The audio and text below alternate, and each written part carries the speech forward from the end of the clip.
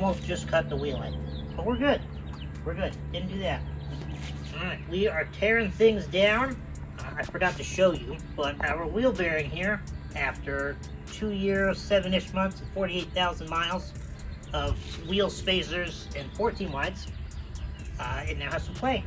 It's making some pops and some really unfortunate noises. If you also come in here and you look at all of these little heat cracks and fractures, we are definitely due for some rotors as well. Given that we're leaving town, we should probably go ahead and take care of this so our wheel doesn't fall off. First, we have to take off the wheel lights, because the only way to get the caliper off is to take the wheel light off every single time you ever have to do your brakes. So they're fantastic, but like pretty dumb at the same time. These cutters are fantastic. They were left in the truck when I bought it, so they are mine, and it says they're for Mace. We got a brand new set of Detroit axle drilled and slotted rotors. That's what that used to look like 3 years ago before I started treating like it was a sports car. And our wheel bearing here is Moog, and since they are pressed together, we just got to pull the caliper off, knock the studs out, and then take the wheel bearing. We have to go to 2 different advanced locations all the way down in Denver, like 40 minutes away, to go get the ones we need, because all 3 stores here in town have managed to not have them. So, tear down time, and hopefully we make it to McDonald's breakfast. If we do, then the plan is going nicely.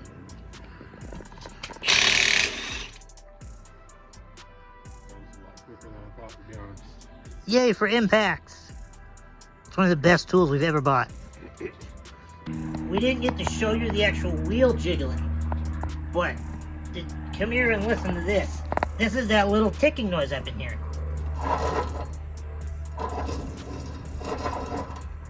Not good. It is very good that we're catching it when we did, though. This is why we check it so often. We broke down the passenger side all the way, same way we did the driver's side, and I'm here in the cab. Just turn the wheels all the way to the right so that he can access. This truck is 2-wheel ABS, and the wheel bearings are the 4-bolt ones. So you turn the wheel all the way to the right, you can access 2 bolts per side, and we'll turn it all the way to the left, get the other 2 bolts. Then the hub and rotor will come off together, in which we will have to bang the studs out, go get our wheel bearings warrantied out, and then come back and figure out that passenger side axle seal before we start slapping stuff back together. Wheel bearing is ready to come off. Attempting to be careful to not jostle our axle around in there and mess up that seal. Oh, I forgot about those. Our wonderfully jacked up brake dust shield. I think it's time for a Titan paint job on that. But yeah, let's see our rotor over there. See the backside, that's what I'm curious about. Yeah, look at that. That is awesome. It's a good thing we caught that when we did at Zach's house. Otherwise, that would have been a really fun, like that to that. That would not have been a fun repair on the road. Yeah, we'll put some old lug nuts on the end, hit our studs out, and to the parts store.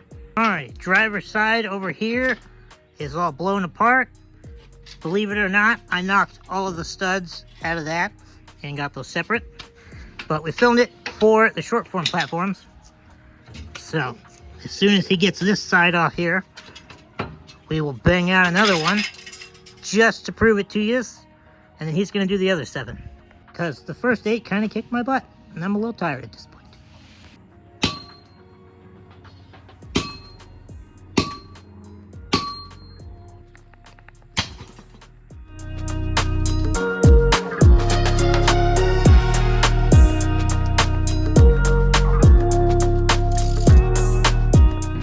We had a successful trip to 2 different Advanced Auto Parts.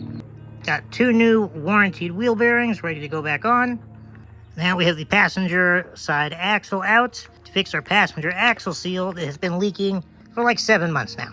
And we use this rod down the tube there on the lip of the seal with this hammer and tapped it out. And we already got, see if you can see it down there. That's a chunk of the seal that just fell right out into the oil pan. So bad sign number 1. And then, where's that spring? There it is. See that spring? That spring is supposed to be inside the gasket, like the new one there. But it just fell out by itself as well. You use the gasket there, it's completely destroyed with the seal. Right there. Oh, it's over here. Oh, yeah. Yep, that'll do it. No one, get out of the shadow there. No wonder it was leaking. That's like completely. Yeah, the thing's toast. How'd that even happen? No matter, we will take our tool right there from our good friend Tony at T3 Diesel Performance, the guy that did our turbo swap in Louisiana and got us home, where we were originally supposed to fix this axle seal, but we didn't get to because we had to do a turbo instead. New seal is going to go on there. This rod will go down the pipe there, and then this end here, maybe this end, one of the two, we'll figure it out. But it goes on the outside, and then you tighten it up and you suck the seal in inside the little housing right there. We'll get you a better view down there once it's in. We have determined this here attachment, turn sideways, is the one of the three that is going to fit our seal of dust. And then I believe that silver piece is what is going to butt up against the outside of this hole right here so it doesn't fall in. And then we just got to sink it in place. And as you can see, we got our tool or the axle seal in the end here, good and tightened up. What are we looking at? Down there, inside there is where the seal is. On our picture update.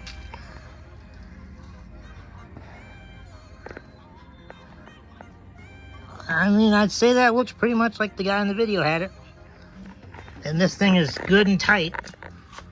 I say loosen her up and throw the axle seal back together. Well, several obnoxious hours later, and realizing that we were using the wrong attachment on the axle seal tool, we have the stupid thing in here. So now we just gotta get our axle carefully slid back in, along with our gear down there for the four-wheel drive posi lock, seal our cover back up, and we can finally continue on with the brake and wheel bearing rotor part of this adventure. Axle is in, getting some RTV slapped around the hole to go with our gasket just to be safe, because we don't want to mess with it again. We'll seal that up, and then I gave our wheel lights a nice degrease, now that it's not going to be slinging oil all over it. And then we get to get back to them wheel bearings over there. Put our new parts together here. We have taken an old rotor and flipped it face side up, lined up the wheel bearing.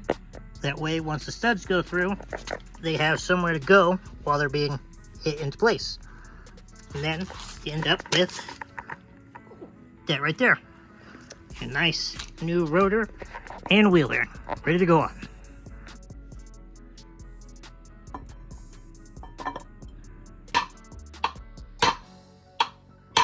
I'm standing on the brakes. He's doing the final torque on that wheel spacer down there. We throw the wheel on, quick look, torqued up spacer, fresh wheel bearing in there, new rotor, fresh pads, got lots of life in there.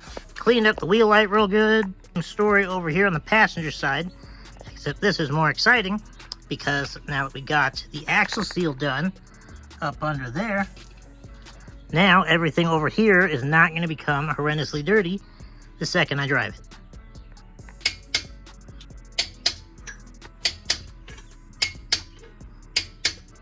And that is job done. Well, at least 50%. We will have to give some attention to the rear brakes here soon, but there isn't actually a problem with them yet, like there was with the fronts, where we needed to have done those like a month ago, at least. We are back with the Walmart special gear oil. Get the axle nice and topped off before we go drive it. Not that that should make much of a difference, given that we've road tripped it like 3 times with it low on oil. And I also bought it with the passenger axle seal shot, but I didn't know that because it was ran long enough prior to me owning it that there was no fluid in there anymore for it to sling. So then I drove it for several months, then figured that out once the shop went to service the diff while they had the steering and everything off. And then we found out that I was in for a much bigger repair bill. So I was just sitting here saying how it was fixed. And that's nice because it didn't sling all over the wheel. And then it started dripping all over the ground. So our axle seal made it all of 16 miles dry. Well, it's slung up on the fender. It's been, I don't know, maybe 10 miles. So I guess we get to pull the hub off and do that again. And the wheels look straight, but there's still some sort of popping noise occasionally when I turn it. But like when you're cruising down the freeway, it feels amazing. Typical Dodge. So we still hear a popping noise from somewhere, but only when I turn left and right. So we're just doing our obvious preliminary checks and do it again.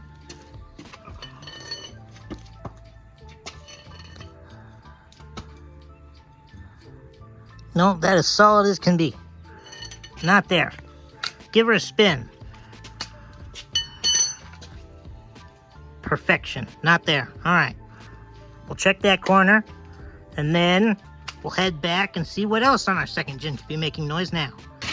I'm still banking on it being a loose bed bolt, because the one closest to the cab on the driver's side came really loose, and you could feel it in the floorboard only when I turned, and it sounded like I had a ball joint or a wheel bearing literally about to just fall off.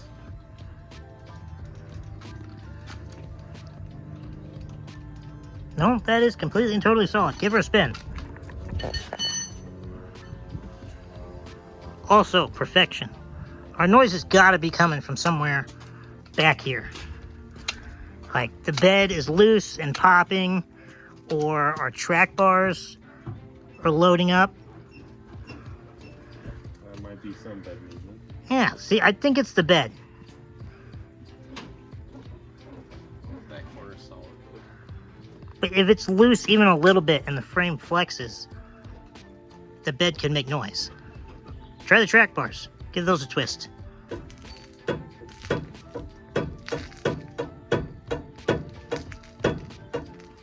And that could be a big pop if you take a twist, but I mean, audibly, but you're not putting a lot of effort into twisting that, right? No. Okay, check this other one.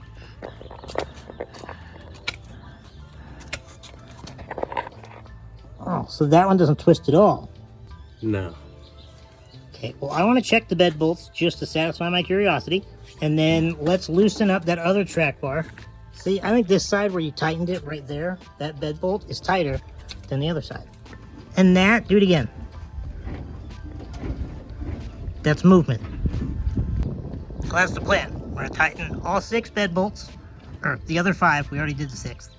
And then we're going to lengthen up this other track bar on the passenger side so it's a little bit tighter and doesn't just flop around as much. While we go inside for a minute, we jack the driver's side way up so that it can start draining our axle seal. It is so shot, it's literally sitting there just pouring out. And we want to get rid of some of that because it is already making a huge old mess all down the side of the truck. The control arm's there. And the most irritating part, you can't really tell on camera, this whole wheel, polished wheel inside and out, is covered in a film of oil. And that is so obnoxious to clean. And you can see here, all these wet spots. And then we'll go along back here, all of those little wet spots, that's all from the axle seal, just flinging crap everywhere. Hasn't been driven yet, but bed bolt up here and the 2 on that driver corner over there move. So give her a jiggle. I'm thinking the bed shifting a little bit on the frame is what we've been feeling. Oh yeah, like the whole truck. Do it again. Yeah, the whole truck is sitting there moving up and down. And when we gave it the tug test before, you could just hear things moving around, and it was all sorts of janky. So we're gonna bank on that being the fix for the clunk that was left over. And now we're just gonna lengthen up this passenger track bar real quick and then take it for a drive, see how it does. So we drove it, and it is definitely better doing all of that, but there is still some sort of a clunk. We have also since greased the steering and control arms. And then the last thing we can go over and tighten to possibly get rid of this clunk without starting to replace parts is going to be the transmission cross member. And since we recently had our trans done and it was in and out multiple times, because if it's not the front end, it's going to be the transmission because it's a Dodge. So we tighten that up again. A couple of the bolts moved on the driver's side, so that'll be our last hope at getting rid of that clunk before replacing steering and whatnot. So we're going to go drive it again and find out. We returned from the drive. There were definitely some loose things just from using our second gen a lot. So it's definitely tightened up. Lots of weird noises are gone. But what we are feeling left still, it only happens like when you turn mainly to the right and you enter a transition where the right wheel goes up and the left wheel goes down. And that is because of two things. One, up here, this shock, when little brother was just moving the bumper up and down, this is not moving as much as the tower is. So this top bolt up here is loose and we need to tighten that up. And then down here, the top heim joint on our sway bar end link there does have a little bit of play. So it's going to jiggle and make a tad bit of noise as the suspension articulates through little ditches and transitions. And that's just going to be how it is until we get the Thurin sway bar on there whenever we get it back from powder coat. Maybe someday, one day.